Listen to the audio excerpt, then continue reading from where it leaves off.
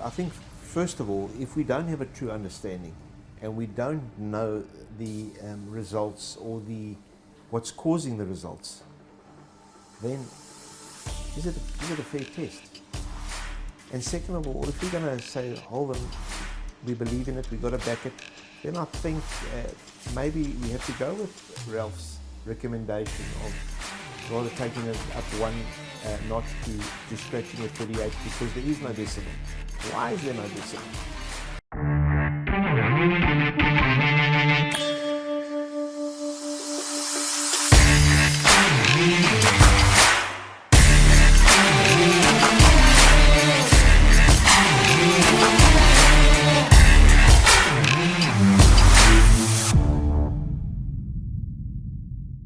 The gentleman that we're going to speak to this afternoon has recently achieved his 300th stakes winner.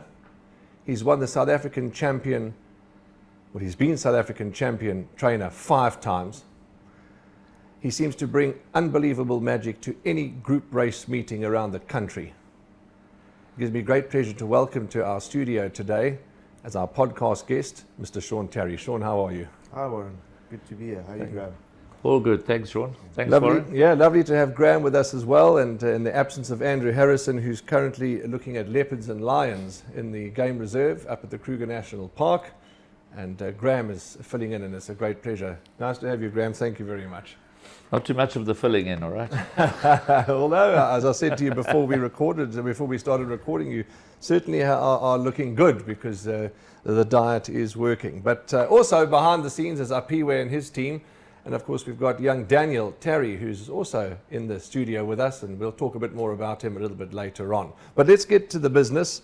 Sean, the question I ask everybody is how did it all start for you, horse racing and the racing industry? Yeah, it's an interesting question. I mean, I have been asked many times, and I came into racing at a time where I was at a crossroads. I wasn't too sure which path to take in terms of my career. And I basically wanted to have what was known as a gap year, just working outdoors, working with animals. And unfortunately, I've got this very competitive, tenacious streak. And, when you start mixing with the racing people, you start hearing that you can never do it, you can never make it as a trainer, you have to go through a bigger yard, you have to be groomed into that position.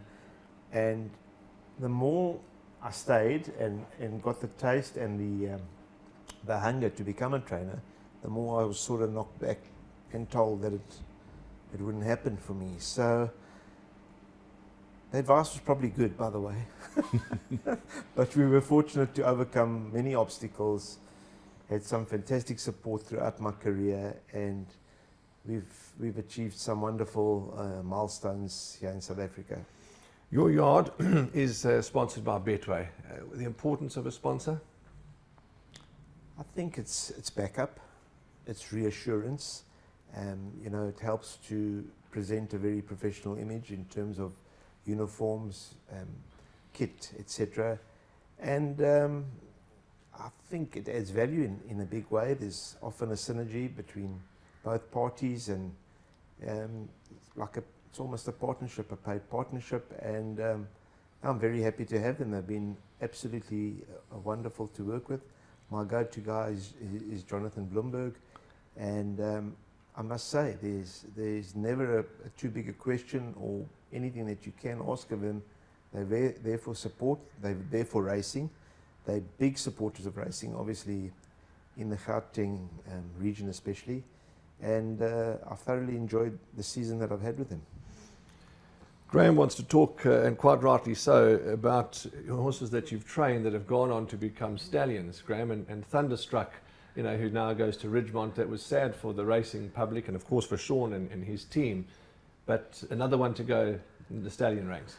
Well, I was thinking about Thunderstruck, and then I was thinking about the horses that ultimately were made stallions by the Sean Tarry Racing Stable, and I could think about 3 or 4, and then Sean went on to mention another 4. So it's fair to say that your yard, your operation, has been a stallion-making success. Yes, I believe so, Graham. But remember, I've also come through a time where I was very much training for one person, Chris Van Niekerk, and we often took an extra season or extra 2 seasons out of a stallion's career, which didn't always pay dividends in the long run. These days they seem to want to get them off to stud early, and sometimes it makes perfect sense, sometimes it doesn't. This wasn't obviously the season cut short for Thunderstruck. That was just a card we got dealt, but he was due to go at the end of the season, and I think it's good for a young stallion to bat at least through his 4-year-old career, if not 5-year-old career, to show how they train on, how sound they are, etc., etc. Not just stallions, obviously, but some wonderful mares. We think about Carrier and Alice. But let's go back to the stallions for just a moment, because obviously Pomodoro was one of your 2 July winners for Chris Van Niekerk in his colours. And obviously you mentioned you had all this pushback when you started out, and yet not long into your career, along came Chris Van Niekerk, and the two of you shared a partnership for so many years, almost 2 decades, I would think, but also including 2 July victories, one of which was Pomodoro, who then went off to stud and side Grade 1 winners. Yes, and remembering that Return Flight was in his first crop, I think she got beat the first leg of the Triple Tiara, and won the next 2.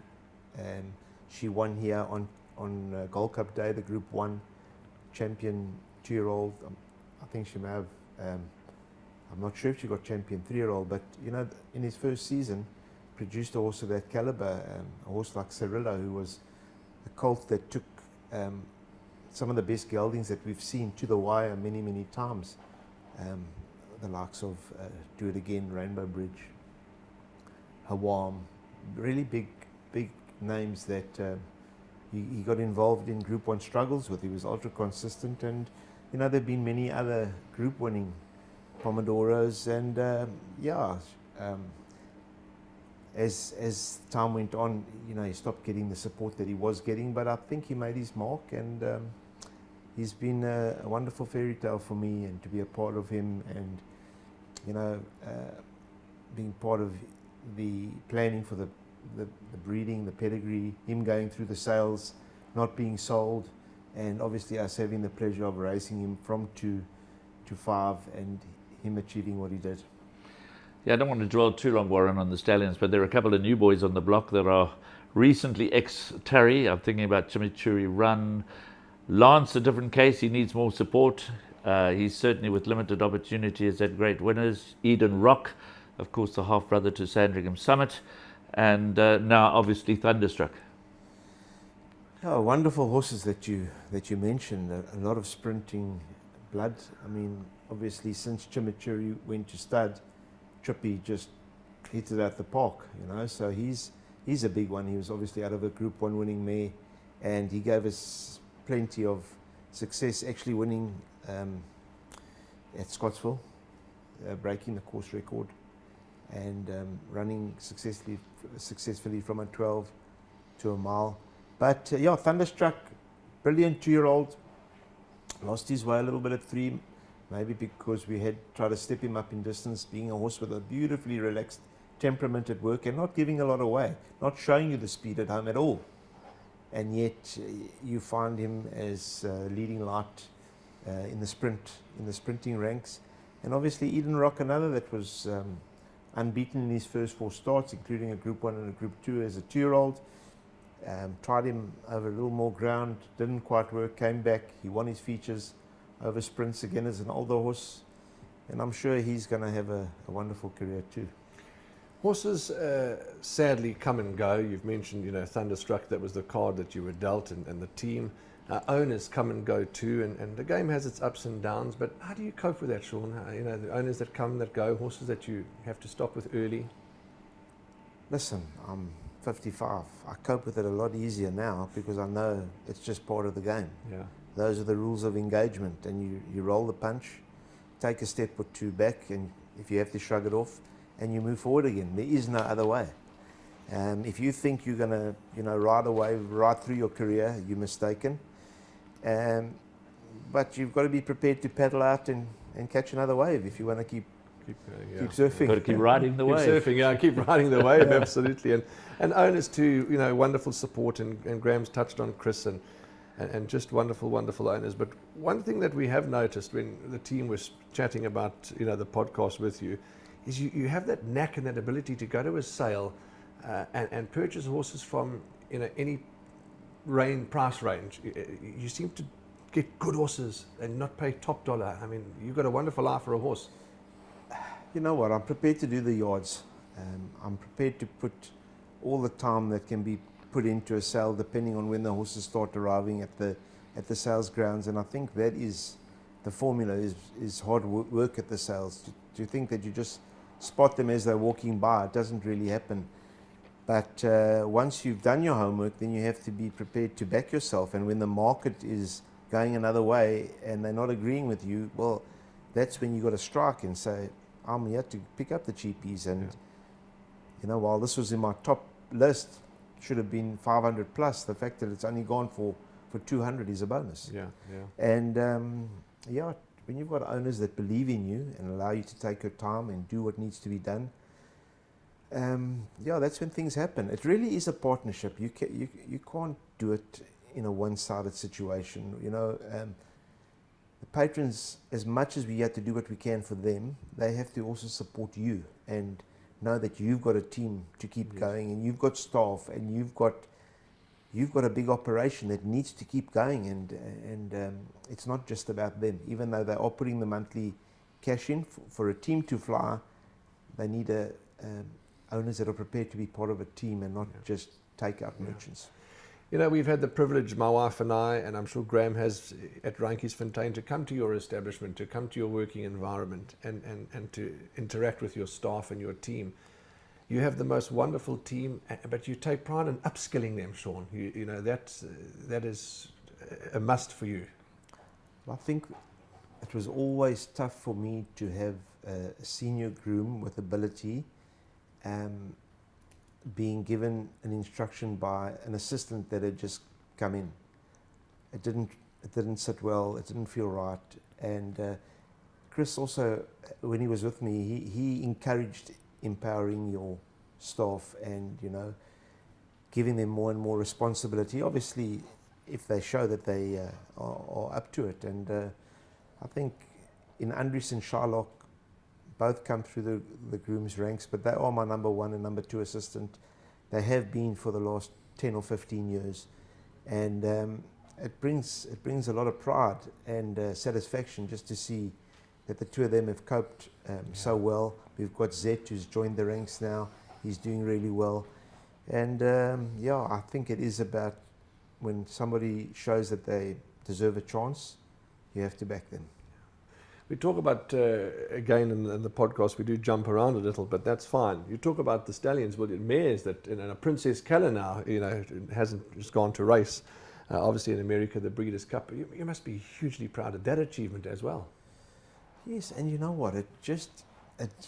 How do I say it? It almost happened so quickly, and then from a situation that wasn't going well at all, it just turned around and ignited. And it was really rewarding to be part of her journey.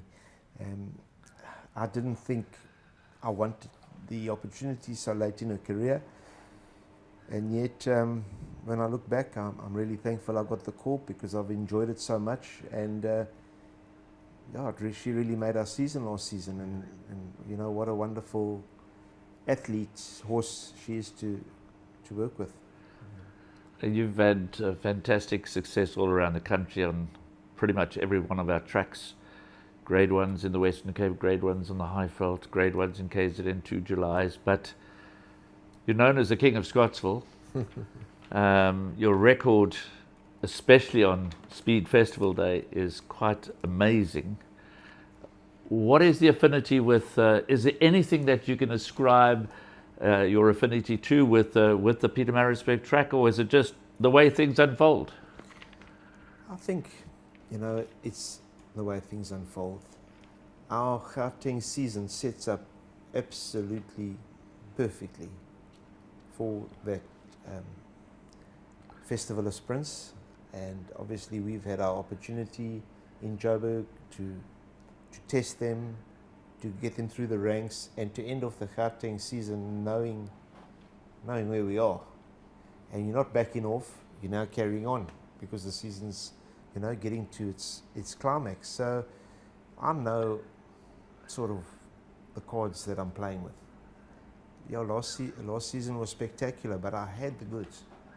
There were no surprises in any one of those winners last season, and we often have the goods, but at the same time we've also caused a good few upsets, and I just think that it's always a target. I've always set out to try and win 4. It's an impossible task. I've come close a few times, and that is very satisfying, although I felt, I could have done it. Well, there's still something for you to do. Never say never. I'll always keep having a go, but if you've got a vision, it's always half the battle won.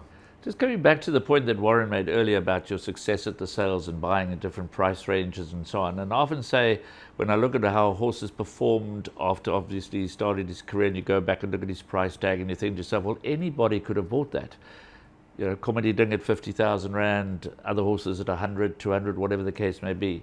And speaking of last season's fantastic day that you enjoyed at Hollywoodbets Scottsville, Mrs. Geriatrics was passed through the ring unsold at 200,000. Now, we know she hasn't quite hit the highlights at 3 as she did at 2, but that's okay. We have 2-year-old champions, we have 3-year-old champions. But the question I want to ask you is, there was a modest reserve on a filly by Vercingetorix, who clearly was on the small side.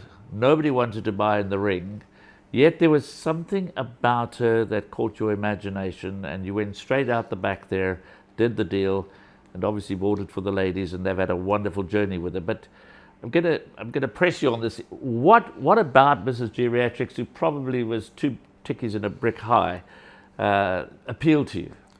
First of all, the female line I've always been a great fan of. I think Michael Azzi had if I'm not mistaken, a horse called Night Watch out of the family. I thought he was a great horse, and it's a deep family.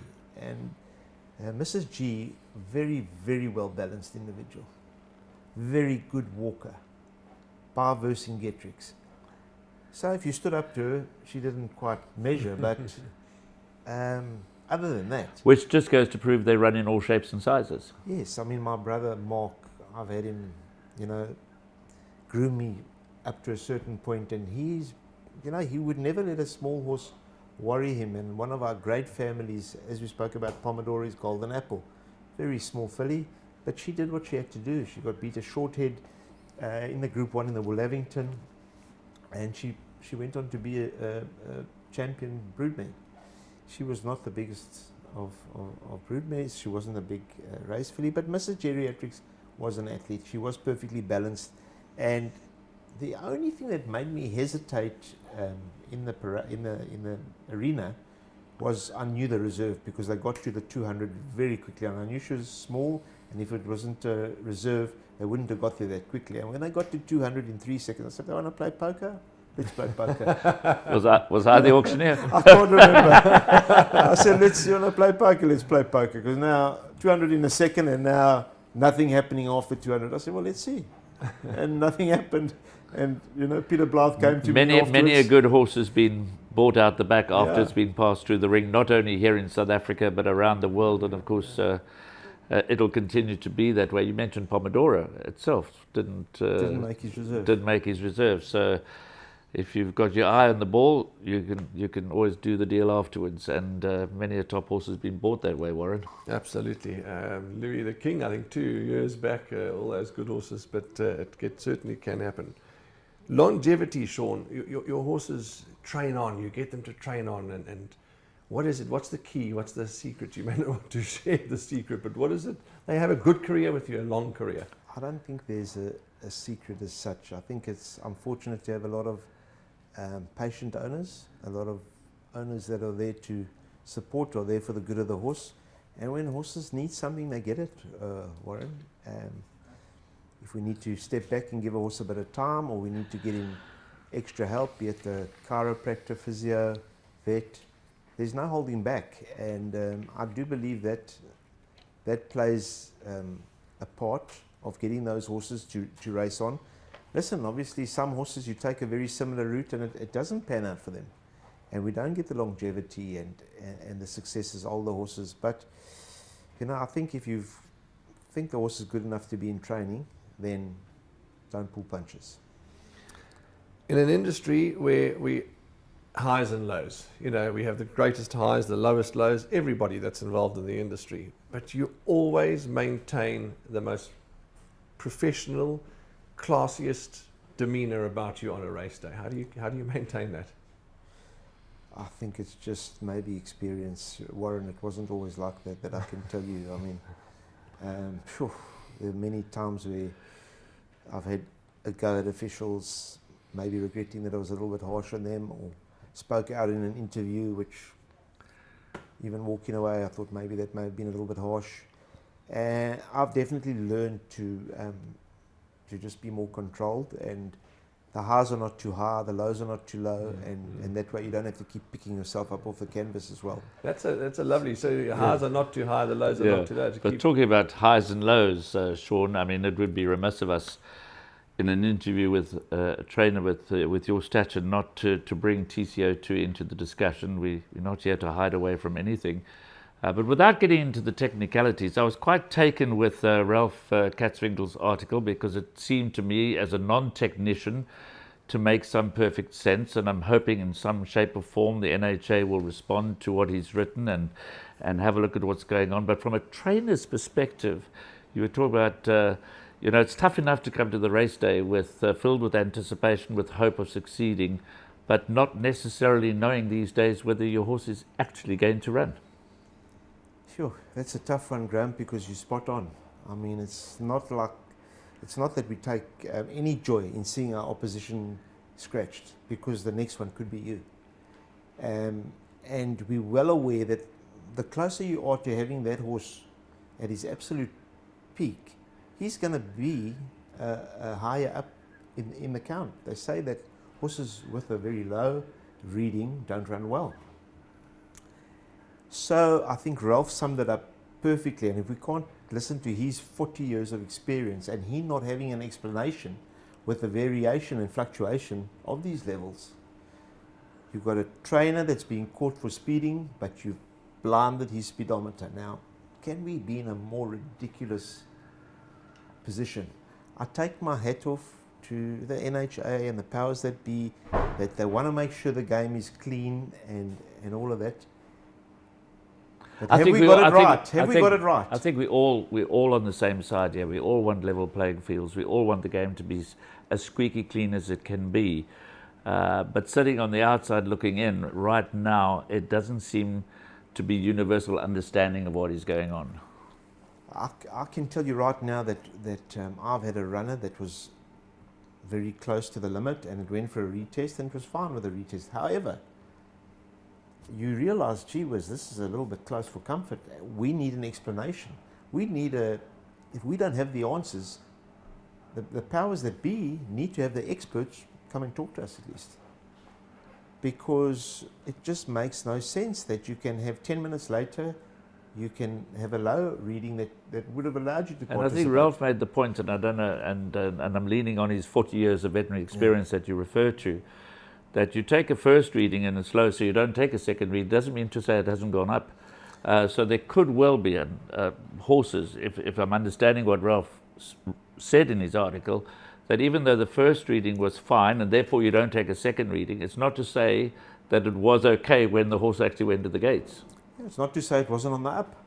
Exactly. You're assuming that the second reading is always going to be on the way down. Maybe not. And now? So what would you like to see, to bring this, we're not going to go on and on and on about TCO2, there will be many, many debates around the country and many more letters written, but what would you like to see happen right now in the very short term? I think, first of all, if we don't have a true understanding and we don't know the results or what's causing the results, then is it a fair test? And second of all, if we're going to say, hold on, we believe in it, we've got to back it, then I think maybe we have to go with Ralph's recommendation of rather taking it up one notch to scratching at 38, because there is no decimal. Why is there no decimal? There is evidently a decimal, and I'm not on solid ground here, with the Beckham machine or whatever it's Yes. called, but not with the mobile machine. Yeah, so now with the mobile machine, I mean, does it round off? Doesn't it? We don't know. So I would say, you know what? Give the trainers the benefit of the doubt on a small margin for now, or do away with it. One of the two. Chatting to, you mentioned that half an hour or 40 minutes to the race, your anxiety levels are high because you don't know if your horse is going to run. And having a word with some owners who are due to come up, over the weekend for the big meeting, said they're not going to come because what guarantee have they got that, they're going to spend 30, 40 grand on airfares, hotels, transport, and they come to the races, their horse might not run. But that's... But Warren, just on that note, the costs to get horses to a meeting like Scottsville, I'm bringing 9 horses down. You know what those horses cost to be in that meeting? huge. Now you just say, you're out. You're out. And I don't know, 20 minutes now, but your reading is good now. Okay. And so, how does it help? How am I compensated? To just say, okay, you're out.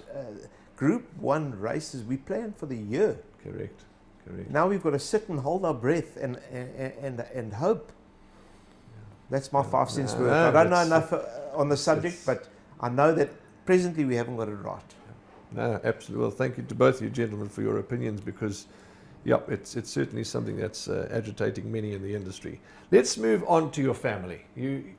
It gives, chatting to people in the industry, it gives, great joy to see that, you've got your son Daniel, Jason, and your daughter Sienna, your wife, of course, your whole family love the game, but you've taken your 2 boys.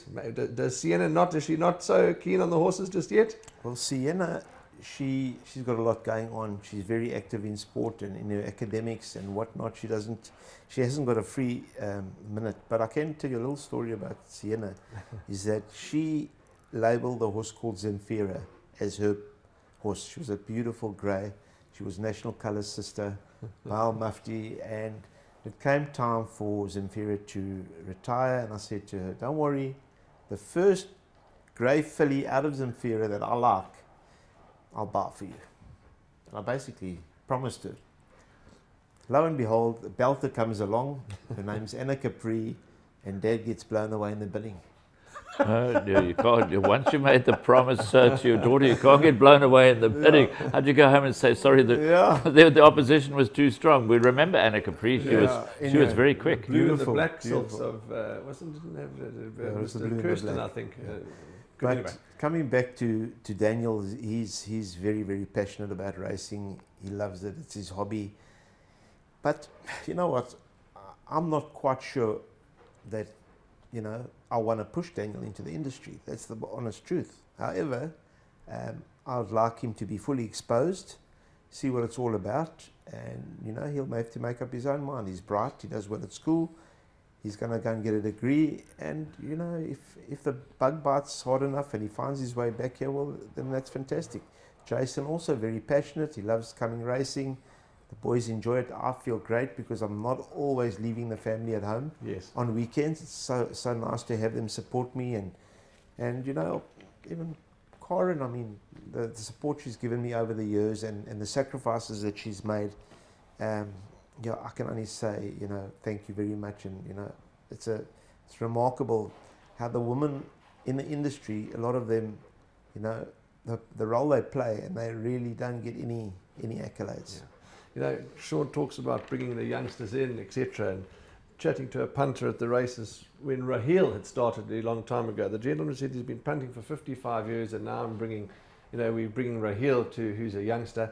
And I said to him, sir, with all no disrespect, we need to get the youngsters in and they need to get going. And that's exactly what people talk, and they say, well, it's so nice to see Sean bringing his sons to the coalface. And as you say, at the end of the day, they'll make the decision. My dad had a small share in a horse. He used to love his jackpots and pick sixes on the weekend.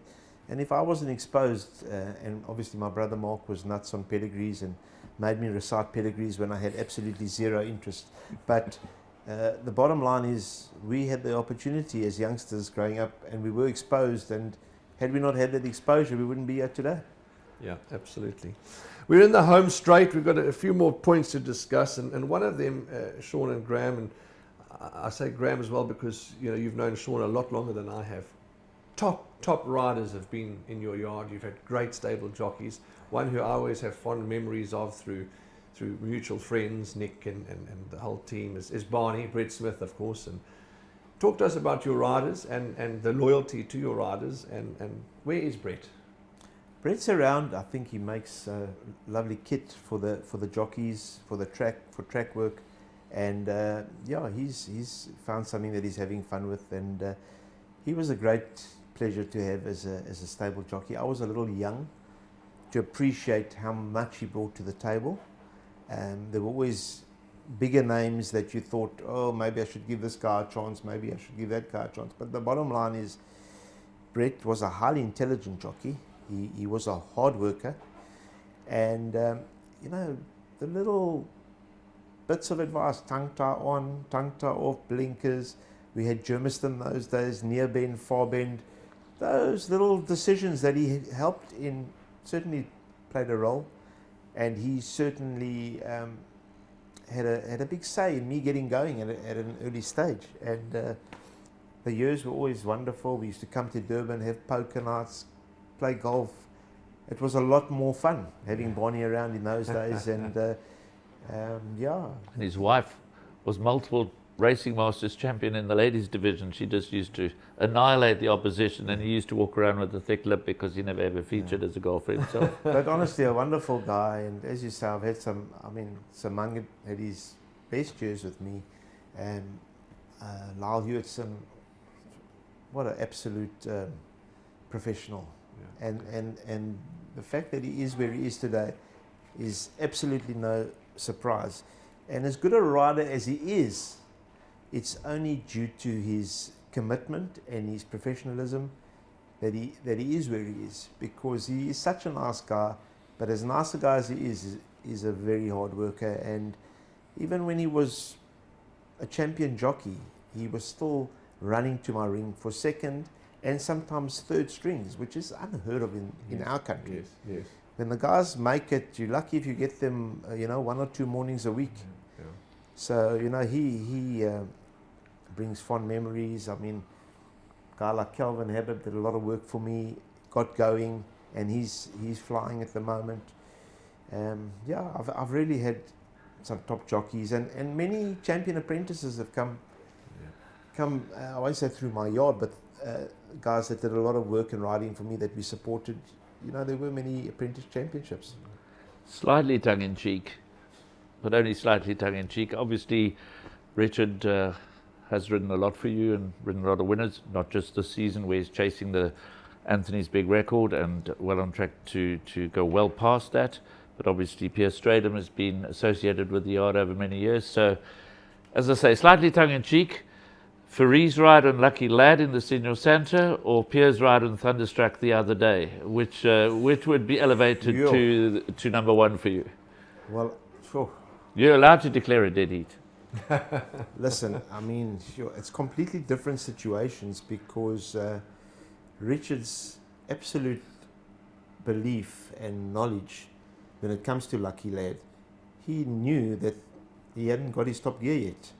So he was playing with a handful of aces or trip aces in the hole, whatever you want to call it. And he knew what was to come. Where Pierre, I threw a curveball at him. I said, Pierre, horse has got 62.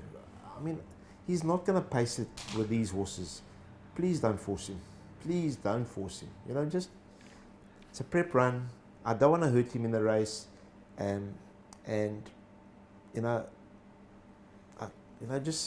Just look after him. Just respect him. Just respect him. Don't kill him. And at every checkpoint, he had done everything to the T, a masterful ride.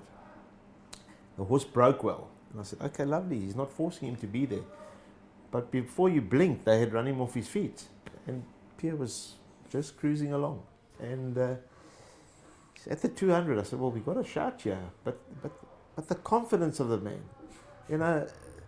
the confidence doesn't come from thinking that you might be able to do it. Confidence is there when you know what you're doing. And you've done it many, many, many times. And I don't think people realize how good Pierre is. Pierre's win on JJ the Jet Plane in Hong Kong was an unbelievable ride. Piers win for me in the July on Pomodoro. I mean, I don't think you get better.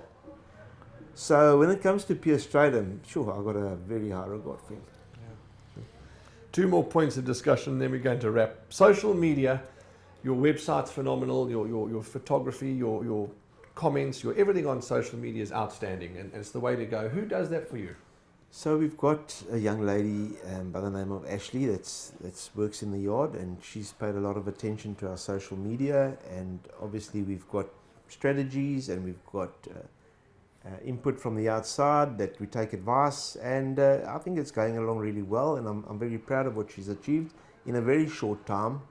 And it's just, you've got to change with the times. You cannot just sit back and say, I did it my way. Oh, Frankie boy. Sean, in your running your business, your training, your life, your family, your everything, what are your non-negotiables, your values? What do you base your values on, your non-negotiables in the Tarry business and household? I think the first thing is when you're committed, you're committed. There's no, you can't be half pregnant. You're either in or you're out. If you're going to do something, do it properly, have a full go.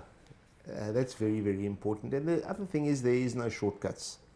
You do it the right way. It's always going to stand you in good stead. And we believe that failure is a stepping stone to success. It's not game over. You can't win without losing. It's hard to roll the punches. It's hard to take the pain. It's hard to have a bad outcome out of a decision that was made. But it's part of the game. It happens in every sphere, be it family, be it business, be it photo finishes, where we've placed the horse, the fact that we ran, the fact that we didn't run. Those are decisions that you've got to make, and you've got to live with them, and you've got to take the good with the bad. But I do, in this time that I've been training, I do know that if the owner isn't invested in your yard, it's very hard for them to get their dues, because owners are all keen to, they want to achieve as well. Yes, but yes. Sometimes the wily old fox that's been there and done it is not keeping them out of a certain race because they've got other horses to put in there. It's because, you've got to build up before you score the try. You can't just run from your line to the opposition line and score. You've got to build up momentum, and, you put enough pressure and the floodgates open, and that's when horses just take off. I want to close with, I spoke to you before Sean arrived about Pippa Mickleborough's input, because I got hold of her on the phone and I said, please, we're having a meeting with Sean, tell us about Sean. And I'd like to read it because I chose to do it after the podcast so that the public can see exactly, what Pippa said is just unfolded with us. So she said, Sean Tarry, masterful tactician, plans horses' careers methodically, whether it's a grade 1 horse or a battling maiden. Their careers are planned methodically. Talented at selecting yearlings. No grey areas. It's either black or white. As he's just said, you can't be half pregnant. Attention to detail and cleanliness at the stables, beyond question. She said he's a hard man and hard to work for, but my oh my, he's a fair taskmaster. And he's above all a loyal friend and heckishly trustworthy. That was the quote from Pippa Mickleborough, and it's been the most enjoyable podcast, and I think she, without knowing what we've said here, has hit all the nails on the head. It's just wonderful to have been with you, Sean. Thank you. Very kind words from Pippa, and lovely being here today. And let's hope that we can make our presence felt on Saturday. Graham, it's the podcast, and our team works so hard, and thanks to our PUA and the whole team behind the scenes, because we want to try and make it as easier for the guests as possible. And we're recording on a Friday afternoon, 3 o'clock, where it's not the normal time, but we were going to do anything to ensure that we got Sean Tarry into the In the Box Seat podcast. And thank you for your time too. And obviously Sean made reference to Saturday. Yes. You've just made mention of the fact that we're recording on Friday. So we'll all celebrate afterwards when the podcast comes out, we'll know the results when Yes. it's finally aired, or we'll be saying, Sean, welcome back next year. Yeah, absolutely. But I think it's certainly going to make his presence felt, that's for Yeah, certain. we certainly look forward to tomorrow's race meeting up at Hollywoodbets Scottsville. As I said, by the time this gets released, we'll all know the results, and let's hope it's a good day for the Tarry yard. But in closing, whatever the Tarry team touch, whether it's jockeys, horses, owners, they invariably turn to gold. On behalf of the entire team here at Gold Circle in the Box Seat podcast, we wish Sean Tarry Racing and his entire family all the very best going forward. We will see you as always in the number 1 box.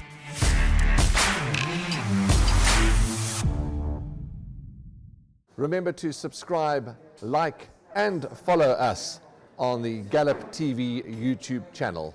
If you missed last week's episode of In the Box Seat, click right here and you'll be able to watch it at your leisure.